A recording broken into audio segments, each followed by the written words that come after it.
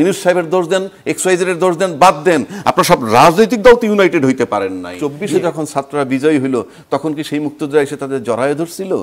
জাতীয় পার্টি নিয়ে যা আলাপ হচ্ছে এখন পর্যন্ত, তাদের কার্যক্রম নিষিদ্ধের কথা বলা হচ্ছে, সেটার ফলে আসলে লাভটা কার হচ্ছে?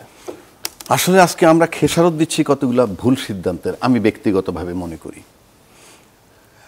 আপনি যখন একটা ফেসিস্ট সরকার বলেন আর যে সরকারই বলেন, যে সরকারটাকে তাড়ানো হইল জুলাই আন্দোলনের মাধ্যমে, সেই জুলাই আন্দোলনের মাধ্যমে তাড়ানোর পর তখন যারা এক্সিকিউটিভ পদগুলোয় যারা ছিল তাদের ভিতরে কেউ কেউ গ্রেপ্তার হয়েছেন, কেউ কেউ কিন্তু খুব সুন্দরভাবে স্মুথলি মুভ করতেছেন। 1, 2, আপনি সংবিধানকে ভায়োলেট, সংবিধান তো থাকে না যখন আপনি বিপ্লব বলেন আর অভ্যুত্থান বলেন, সংবিধান নাই।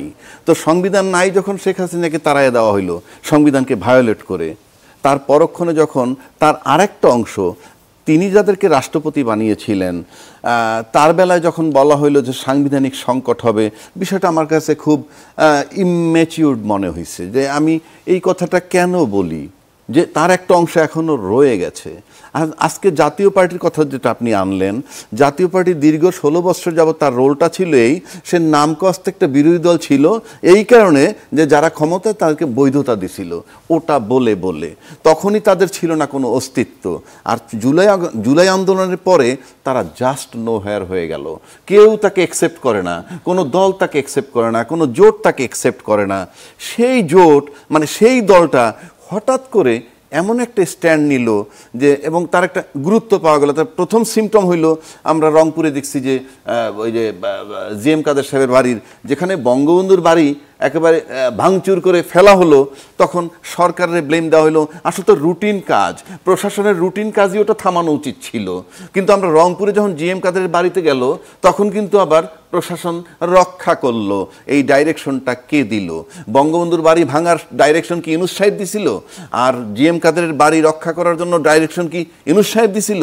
সেই স্টেটমেন্টগুলো আমরা পাই না। এখন আসেন তাহলে, তারপরে কি হলো?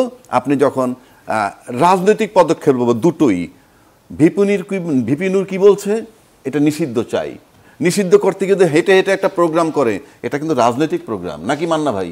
রাজনৈতিক প্রোগ্রাম তো এইভাবেই হয়। আবার ওনরা প্রতিবাদ করতে চাইলো, ভালো কথা।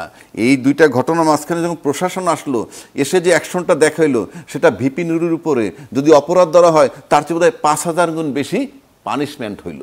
মানে মাত্রাটার কথা বলছি, বল প্রয়োগের যে মাত্রাটা, এটা কোনো লজিকে পড়ে না। এখন এই যে লজিকে পড়ে না, এটা টু সাম এক্সটেন্ট আমি মনে করি বিপ্লবটার বিরুদ্ধে। আমি বিপ্লব বলি এই কারণে, কেউ কেউ অভ্যুত্থান বলে। আমাকে সিম্পল কথা, যে আন্দোলনে সরকার পালায় যায় সেটা বিপ্লব, কারণ যত বিপ্লব হয়েছে সরকার পালায় গেছে। তো এখন আপনি যদি মনে করেন যে আজকে যখন জাতীয় পার্টির এই নূররা বিপ্লবের শক্তি, মান্না ভাই বিপ্লবের পক্ষের শক্তি, আজম ভাই বিপ্লবের পক্ষের শক্তি, এখন কোনো কারণে যদি তাদেরকে টর্চার করার রাস্তায় প্রশাসন, তাহলে ধরে নিব যে বিপ্লবের বিরুদ্ধে তারা নেমেছে। কারণ এখানে একটা শব্দ আসছিল, জুলাই ভরে দিব, এরকম কথাটা আসছিল। তখন বোঝা যায় যে তাহলে জাতীয় পার্টির রোলটা কি। জাতীয় পার্টি তো এমনি নো হেয়ার, তার মানে জাতীয় পার্টি একটা উইন্ডো ওপেন করছে, সেই উইন্ডো দিয়ে কথা বলে তাদের সাথে যারা বিতাড়িত হয়ে গেছে।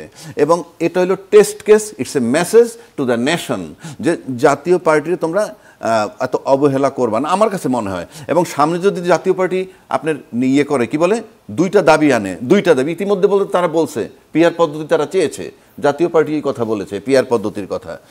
আচ্ছা, যদি না বলে থাকে বলে, আরেকটা যদি বলে যে তত্ত্বাবধায়ক সরকার, যেটা আসার সম্ভাবনা আছে, যেটা অলরেডি তারা কথা শুরু করছে। এবং এই আন্দোলনের নামে তারা মাঠে না, আপনারা নিশ্চিত থাকেন ব্যাপক তাদের মিছিল খুব বড় হবে। এবং এই তাদের পিছনে যারা থাকবে তারা কারা আপনি বুঝে নেন। কারণ যাদেরকে সে শেল্টার দিচ্ছে, দীর্ঘ স্বীকৃতি দিচ্ছে, বিরোধী দল হিসেবে থাইকে সরকারি হিসেবে স্বীকৃতি দিচ্ছে, ন্যাচারালি পিছনে তারা থাকবে। সুতরাং খুব একটা টার্ময়েল সিচুয়েশন বাংলাদেশে আবার আসতেছে। এবং জাতীয় পার্টির মিছিল দেখবেন সাংঘাতিকভাবে রক্ষা করা হবে এবং খুব প্রপারলি। এবং এই নূরের উপরে যেটা করছে সেটা দিয়ে একটা বার্তা, অনেকেই যাবে না এখন জাতীয় পার্টির কে কর্মসূচি নিষেধ করার জন্য মিছিল করতে, কিংবা তাকে ব্যান্ড, আমি ব্যান্ড বলেন মিছিল, সব রাজনৈতিক সিদ্ধান্ত। পাশাপাশি আরেকটা কথা বলি, যে আমরা সবসময় বলতেছি এই তত্ত্বাবধায়ক সরকার অনির্বাচিত, মানে কি রাজনৈতিক সরকার না।